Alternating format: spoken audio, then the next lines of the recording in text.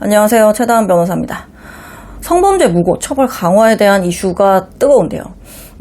성범죄 무고 처벌을 강화하자는 입장으로 제가 TV 인터뷰도 했었고 신문사 인터뷰도 했었는데 방송 인터뷰 1시간 찍어가면 몇 초 나오고 이러니까 쭉 한번 설명을 해보면 좋겠다는 생각이 들어서 제가 블로그에도 내용을 조금 정리를 해놓긴 했는데 영상으로도 한번 얘기를 해보려고 합니다. 일단 무고죄가 뭐냐면 제가 읽어드릴게요. 형법에 규정이 되어 있는데 156조에 규정이 되어 있습니다. 자, 타인으로 하여금 형사처분 또는 징계처분을 받게 할 목적으로 공무소 또는 공무원에 대하여 허위의 사실을 신고한 자는 10년 이하의 징역 또는 1,500만 원 이하의 벌금에 처한다. 예요. 자, 무고죄에서 핵심된 키워드는 뭐냐면 허위 사실을 신고했다는 거거든요. 그냥 신고를 했다는 게 아니고 거짓말로 있지도 않은 사실을 신고했어요 라고 했을 때 성립하는 겁니다. 굉장히 성립하는 게 어려워요.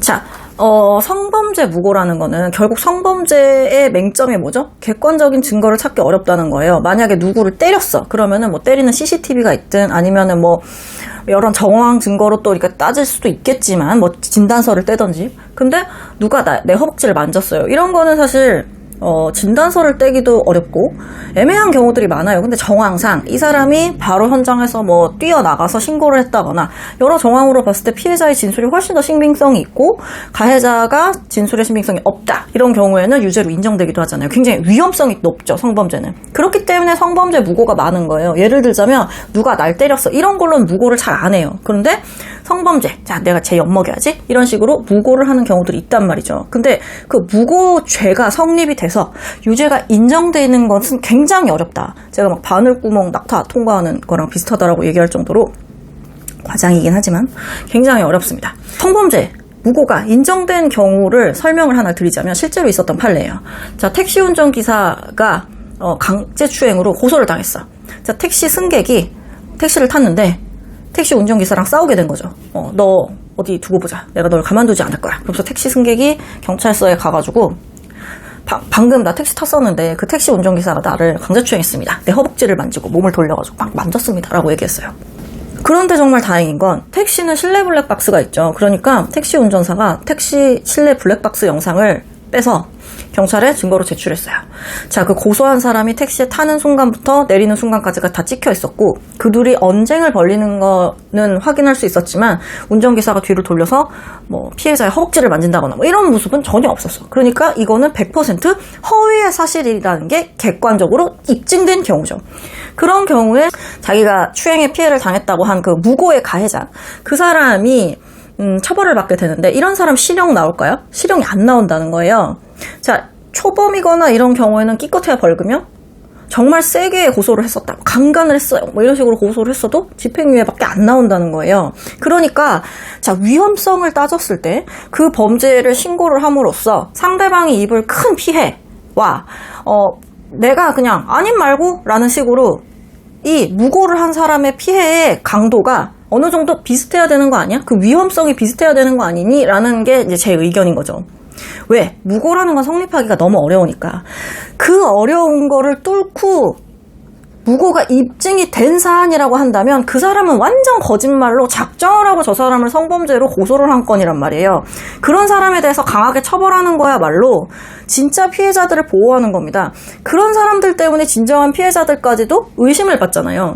이 점을 간과하면 안 돼요. 근데 무조건 무고라는 게 있어서 피해자를 고소를 하면은 그걸로 피해자가 고통을 받고 이런 얘기는 어떤 범죄에도 다 있어요. 그러니까 그걸 성범죄에 국한해서 얘기할 필요는 없고 우리가 굳이 지금 성범죄의 무고 처벌을 강화해야 되는가라는 질문을 하는 건 두 가지겠죠. 첫 번째는 뭐냐면 성범죄 처벌이 굉장히 세고 성범죄로 인정이 돼가지고 사회생활을 하기에는 굉장히 어려운 장애들이 많아졌기 때문에 성범죄로 일단 고소만 됐다고 하면 완전 을 오브 을이 되니까 위험성이 큰 허위의 사실로 고소를 했다라고 하면 강하게 처벌해야 되는 거 아니야? 라는 의구심이 하나 드는 것이고 또 두 번째는 성범죄라는 게 객관적 증거가 잘 없잖아. 그러니까 나쁜 맘 먹으면 아까 그 택시 승객처럼 성범죄로 고소를 하기가 너무 쉽단 말이에요. 상대방을 엿먹이기 위해서. 그러면 당장 상대방은 성범죄 혐의자가 되니까 성범죄 피의자가 되고 그렇게 됐을 때 이 사람이 입을 사회적 타격. 자, 회사를 멀쩡하게 다닐 수 있을까요? 못 다녀요. 그런 걸 원해서 강하게 이제 압박을 하기 위해서, 괴롭히기 위해서 고소를 하는 경우들이 분명 있기 때문에 이런 논의가 나오는 겁니다. 그러니까 성범죄에 무고를 하는 사람은 고소를 하는 사람이 아니에요. 허위의 사실로 무고하는 사람은 그게 인정이 됐다면 당연히 강하게 처벌받아야 되는 거 아니냐. 만약에 네가 그렇게 고소를 한 게 인정이 됐다면 상대방이 받을 만큼의 위험한 정도, 아니면 그 처벌 수위만큼은 너도 감내를 해야 되는 거 아니니? 라는 게 이제 제가 처벌을 강화하자는 취지의 이제 근거인 거죠. 간혹 성범죄 무고를 별도로 뭐 입법하거나 뭐 현행 무고죄 조항을 조금 더 강하게 처벌하는 것으로 개정할 필요가 있겠느냐라는 질문을 받았었는데 저는 그건 아니라고 생각해요. 왜냐하면 아까 제가 읽어드렸다시피 이미 형법상 무고는 10년 이하의 징역 또는 1,500만 원 이하의 벌금에 처하도록 하고 있어요. 근데 10년 이하의 징역 이렇게 잘 안 준단 말이에요.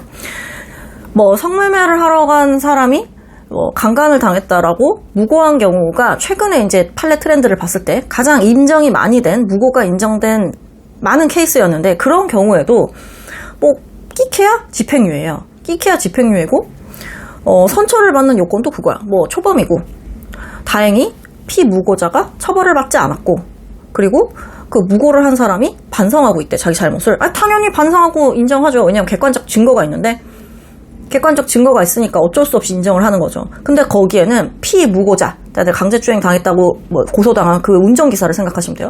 피무고자에 대한 합의를 했다거나 아니면은 뭐 합의금을 줬다거나 이런 내용은 전혀 찾아볼 수가 없었어요. 그냥 그 사람 처벌 안 받았으니까 다행이네. 그리고 너 인정하고 반성하고 있구나, 이거더라고.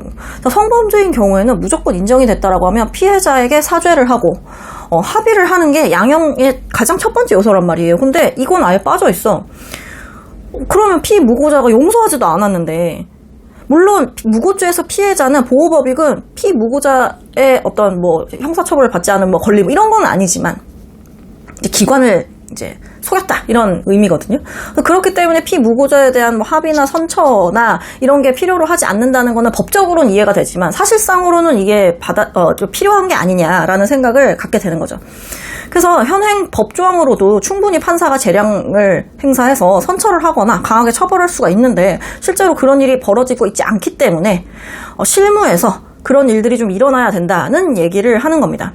자, 그러면 한편으로 그래, 그럼 무고가 그렇게까지 인정되기가 어려운 거야? 그러면은 무고의 성립 범위를 조금 넓히는 건 어떨까? 라는 질문을 또 받았었는데 전 그거에 대해서는 반대예요. 만약에 무고의 성립 범위를 넓힌다고 한다면 그건 진정한 피해자들을 입막음한다는 반대편의 얘기에 어느 정도 부합하기 때문이에요. 자, 성립을 어렵게 해놓고 그게 그렇게 어려운 걸 통과해서 무고가 성립됐다고 했을 때 강하게 처벌한다는 건 진정한 피해자들에 대한 위협이나 아니면 두려움의 대상일 수가 없겠죠. 그런데 조금 애매하다. 자, 상대방이 혐의 없음 처분 나왔으면 너 일단 무고 한번 판단해 볼게. 이런 식으로 한다거나 아니면은 무고가 굉장히 넓어. 자, 객관적으로 인정되지 않아도 그런 심증이 있어도 널 처벌할 거야. 이런 식으로 나온다면 피해자들이 피해 진술을 하기가 당연히 꺼려지겠죠. 그렇기 때문에 그것만은 막아야 되는 거다라고 생각을 합니다.